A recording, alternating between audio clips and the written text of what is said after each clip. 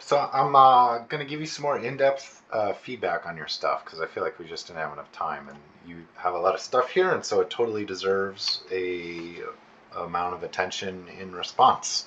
Um, so I really don't want to derail you or anything from where you're at and where you're headed. I think all this stuff is solid, but I will give you my like very critical eye take on these things, and I hope that's okay. I don't mean to get you down or make you feel like you're backtracking and all that, but because everything that's to come this semester is kind of like hanging upon the audio performance of the dialogue and your reference.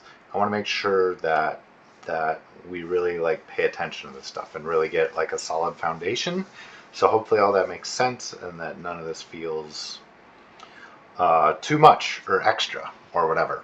Okay, so I'm noticing one of the first things I want to talk about is the disparity I'm noticing between the recorded audio and the audio that you're delivering the line in within your reference.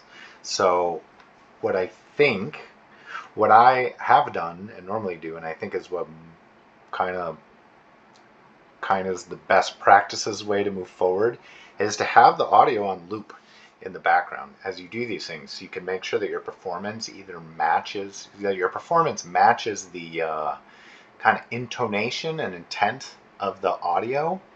And we'll talk a little bit more about this as I get into the individual clips specifically. But sometimes I like the read that you're doing in your reference maybe better than the read in your audio file. So I'm not exactly sure how to square that circle. Either maybe try to reshoot reference with the audio playing, or maybe you want to clip the audio out of your reference and have that kind of be the audio, the scratch audio for your shot. I'm not sure. But looking at this first bit of reference, when I play your audio file, just for the first one, Mom, wait. it sounds mom wait. It sounds a little bit lower energy than what I'm seeing in your reference here, because when I play your reference, Mom, wait. it's a little bit more. It feels like there's a little more urgency or a little more like time. It's a little more time sensitive, like the kid's trying to head off any kind of reaction of her mom, right? Which I kind of feel like when I'm looking through your design doc, your PDF, that was the initial intention, maybe a little bit. Um, like this doodle here, I feel shows me the kid's like rushing forward, trying to mitigate whatever damage is coming from the mom. And that's also kind of in your reference, right? Like you're kind of like Mom, taking a wait. step forward and closing the distance between the younger character and the mom. So if that's the intention, I'm all for it. But when I listen to this audio line, Mom, wait. it doesn't convey that. So maybe, I don't know, I'm not going to tell you which way to go because it's your piece, but I'm going to assume for feedback on your reference that we're going to go with the kind of the earlier idea that there's kind of a time pressure. The kid wants to get in there and kind of explain things before the mom formulates her own thoughts about what's going on. So this like mom wait is kind of like mom wait, don't freak out, right? Like I think that you kind of had that subtext here. Oh no, she'll find out. But she kind of already found out. So I kind of interpret that inner dialogue as like mom I can explain almost. But maybe I'm reading this wrong, and if I'm wrong, then just ignore it. Um, it is fine. So I don't 100% know. What I really don't want to do is pervert your project or your initial intention away from what you intended. But I'm just telling you about how it comes across to me as a member of the audience. So hopefully that's some valuable feedback. Oh, look, even here. So okay, let's talk about the reference specifically. Mom, We wait. kind of have this come forward, but what I'm not really, what I think we can add to this reference to plus it, and I would kind of encourage you to reshoot the reference. Maybe clip this audio or re-record yourself with audio, kind of having more of that urgency in your voice. But I like kind of how, I think, right now when I'm watching the reference, like your arm kind of gets in this bent pose. It's almost like an anticipation pose, but it doesn't really go anywhere. It just kind of comes up and drops down. And I like the ideas that you were having here where like the arm is outstretched, maybe like palm forward, maybe both palms. I think maybe like both arms up with palms stretched may seem a little much, but for kids sometimes they definitely like over emote or whatever, and maybe you can play with other ideas about like what this could be. Maybe this arm isn't quite outstretched, but it's still kind of communicating that same idea. When you're shooting reference, play with it. Like try to get in that emotional state of like, Mom, I can explain, or whatever the subtext is, so that you can kind of just go through some natural arm poses and stuff and see what hits. I'm just looking for a little bit more contrast. So maybe this like bent arm pose is more appropriate when she gets close to the mom, because she doesn't really want to touch the mom. She's not trying to escalate this to a physical conflict. Obviously the mom is much bigger and larger and stronger, but still like palms forward, trying to say like, whoa, whoa, whoa, right? Like let mom let me explain kind of thing, right? Maybe. I don't know. Again, I don't want to pervert your initial idea. So if that is not right, if that's incorrect, that's fine. But I like the idea of going like to something outstretched, to something a little more like, okay, I've hit my mark as an actor, or the character's like, now I'm close to my mom. I have her attention. I've interrupted whatever she's about to do or say, or how she's going to punish me, right? Like, I've put a pause on that, which isn't successful. The kid isn't successful or anything, but maybe that's what the kid is thinking, or the kid's intent. One of the other things I noticed is your camera here is pretty low, the angle. So like we're looking up at the character, right? Like we're seeing a lot of underneath the jaw and stuff. And if you really want to like emphasize this difference between the mother and child, I would like raise the camera up overall so that, with the child, it's almost like we're looking down on the child, where we're looking like up at the mom. So you kind of want the camera to be, wherever the horizon line is, the mom is above the horizon line and the kid is below or at the horizon line. Something like that, where the kid has to like physically look up to the mom. Even though right now, I know your characters aren't the same height, but they kind of read very similar in height. So anything you can do to emphasize that height differential is also going to reinforce kind of the power dynamic that exists between both of these characters. So when you do this staging, try to keep that in mind. Like the kid should be looking up and the mom should be looking down, because that's the power dynamic at play here, right? Between parent and child. So just food for thought on that too. So yeah, maybe think about just getting a little more contrast, like kind of what you had is like running in with arms outstretched, to be like, whoa, whoa, whoa, let's not freak out, this is okay. And then once they arrive at the mom, then maybe they're even like a little, I don't know if you want them to be sheepish about the strength of their stuff, or maybe they still feel like, hey, it's in control, I can explain, don't freak out, everything's cool, that kind of thing. But again, I hope to hear that sort of reflected in the dialogue. The dialogue should be your emotion, your guide to what the emotions the characters are feeling. And I know we're not accomplished actors, and we're not accustomed to being in front of camera, but the stronger you can make that in the audio, the stronger you can make that in your reference, the stronger your animation is going to be. So that's kind of but I'm thinking and where I'm at with that first line. I don't want to overly spend too much time on it. Okay, so moving to the next line. I told you before, I don't want these things in my home. So again, this line comes off as like a little sleepy to me, like a little, I know she's trying to keep her calm. But think about how you can like kind of push the rhythm of these things, or push kind of like the underlying message. It should leak through in the voice a little bit. The mom's trying not to overreact. I'm cool with that. You know what I mean? But it should be like, I'm not hearing that in the voice. The mom saying like I told you, and then maybe like calming down, or I'm not sure how to advise you to like I told actually. you before, I don't want these things in my home.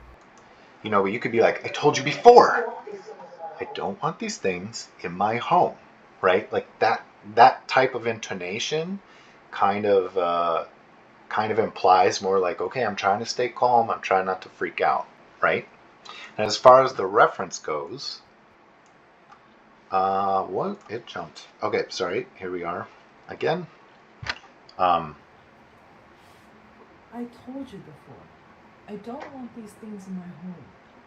I feel like this is again like living within one pose, and maybe it would be a little bit nice to get some contrast between kind of like an A pose and B pose. I also noticed that the recording that you had before is much shorter because it's said much quicker than the reference. And again, I think that it will benefit you to kind of pick which one's going to be kind of like your official audio that you're going to be animating to, because then it'll be more clear with your reference. Like if this is going to be your official audio, well, it's much faster than your performance here, and so then the reference won't quite line up. And then if you speed up the reference, a lot of the movements get like a little muddled, and all that stuff. So getting back to the note about contrast and posing, you know, she could still be trying to be like sympathetic and kind at this point to this and not freak out, like you were saying, like I told you before, you know. And then I don't want this in my home. Maybe she could lean in to the child to try to, it depends on the attitude that you want to do. If she's being frustrated, she might not lean in to the child or not. You know, who knows? Maybe you swap which arm the book is in, and maybe like, you know, the arm could go out on the kid's shoulder to try to be like reassuring or try to be comforting. It depends how you want to play this, but right now I would encourage you to find a little bit more contrast between the A pose in this shot and the B pose in this shot, and get that in your reference. So, you know, again, I don't want to derail you or anything, but maybe you can spend a little more time trying to get a reference on the shot and get like a really solid roadmap. Because again, this is like you're hanging everything we're going to do in this semester on this reference and this kind of idea and the dialogue reads. So that's the only reason why I'm emphasizing that it should be super strong, right? Going into this. And I'm not saying that like what I'm drawing here, do that, because I don't know that these are the right answers. Like if I were doing this, I would have the recording of the dialogue, either the scratch recording of the dialogue, and I'd really try to get into it and feel it, and then try to play around with different ways to stage this and look at it through the camera, see which one feels like the strongest. And maybe that's what you've done. So I'm sorry if I'm telling you stuff that you already know, but I kind of feel like we could get a good A and B. And if you get a good A, B, then it might make the B here a bit stronger. Don't speak to me with that attitude. So this read seems angry, right? Don't speak to me with that attitude. Okay, but when I listen to the audio of that same tape, Mom, don't make a big deal out of this. Don't speak to me with that attitude. like her line here feels almost like she's surprised or shocked that her child would speak to her like this. Like maybe her child very rarely uses kind of like a tone with her, or maybe this is the first time her child has used that tone with her. Don't speak to me with that attitude. And if that is the case, then maybe something a little more surprised, like maybe, like hand up, like maybe hand up on the chest to be like, oh my gosh, like that kind of hurt my heart, right? So you put your hand to your heart, like don't speak to me like that attitude. Maybe the comic book drops down at this point. And the only reason I'm like suggesting this stuff is because like in the previous shot, the A pose is more upright, and then it goes to the down pose, and then when the kid gets a little sassy, the down pose returns to like more of an up pose, like it's pulling away from the kid, to say like, oh my gosh, this isn't a big, I can't believe that you're speaking to me like this. This is like hurtful to me that you're speaking, but maybe that's not the way you want to go with it, and that's totally cool. It's just the more contrast, the better. I hope I didn't delete a second take of the kid in here. I feel like I'm not sure if it was in here or not. This take here, I think it was. Mom, don't. Oh, you know what I did? I put it in a group, I think, accidentally. Where is that stupid group? Here it is. Sorry. I'm gonna try to move it. This should not have been part of the video. Anyways, sorry about that. So getting to this line. Mom, don't make a big deal out of this. That's pretty good. Like the arms coming up is really strong. When I listen to the audio here. Mom, don't make a big deal out of this. It's a little less enthusiastic than what you have going on here. Mom, don't make a big deal out of this. But I feel like I'm lacking a little like authenticity in these poses. You know what I mean? I feel like, and a lot of people do this, it's not a big deal, it's just something to keep an eye on. But try not to think of what your body is doing in terms of animation poses, right? It should almost be the other way around, where the animation poses are informed by what your body naturally does. So when the mom says, hey, we've talked about this, the kid could almost, I kept thinking like maybe, and that's what this stupid arrow is about. I thought maybe the kid could like almost roll their eyes or look up and off to the side, like, okay, here we go again. She's already kind of freaking out, right? Like we need to, and in your subtext kind of thing, don't make a big deal out of this. She's going to overact. It's almost like she's already, the kid knows that she's already overreacting.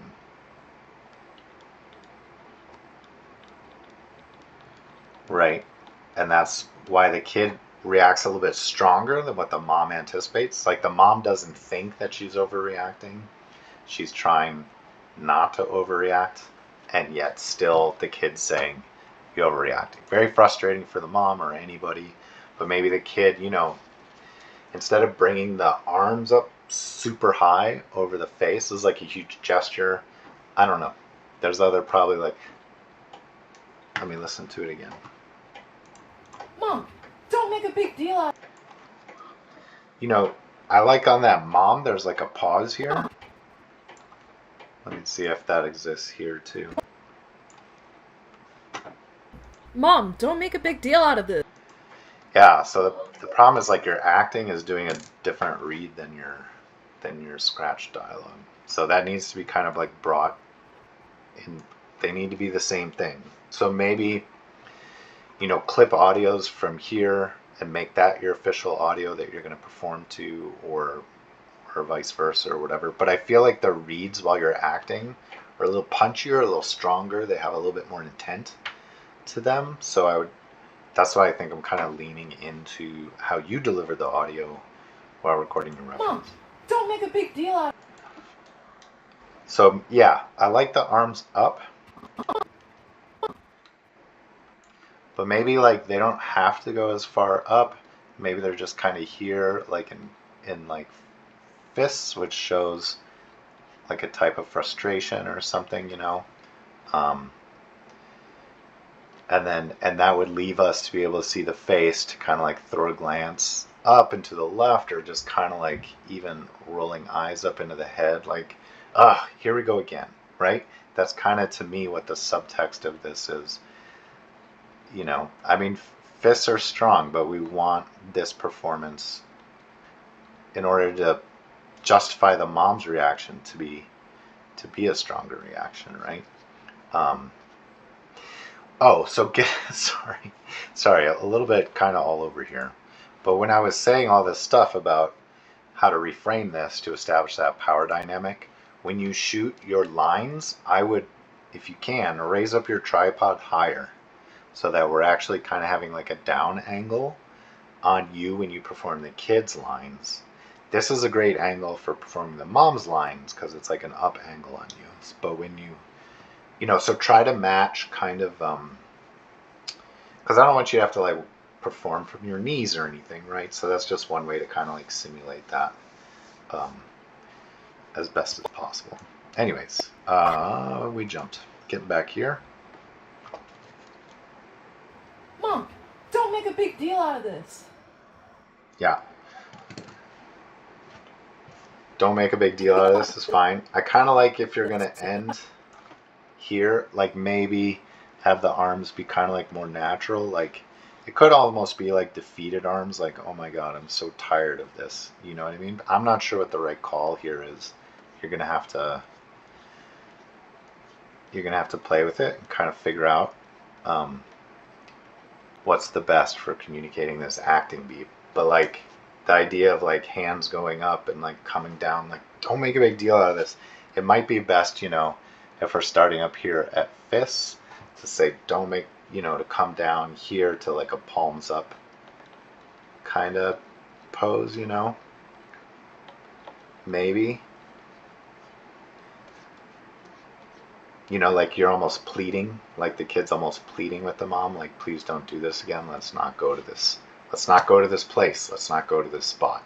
You know what I mean? So yeah, that is my hot take on it. Hopefully some of that stuff makes sense. I'm not saying like, hey, you have to redo this reference, or like it's going to be dinging your grade or whatever, but I would strongly encourage you to like really try to work this stuff out a little bit more before we dive in. You know what I mean? And reference is super invaluable, and it's a spot where you're supposed to brainstorm and get like a really solid roadmap of how you want to move forward. It'll make everything go much, much quicker for you. And I know that you guys are like, this scene is a bit of work, so yeah. Anyways, that's my 2 cents. But all of this stuff is great. I really love the amount of material that you have here, and that you're working through this stuff. And hopefully my notes don't feel too derailing or deflating, because I really think that this is going into strong territory. So, all right, there you go. Thank you.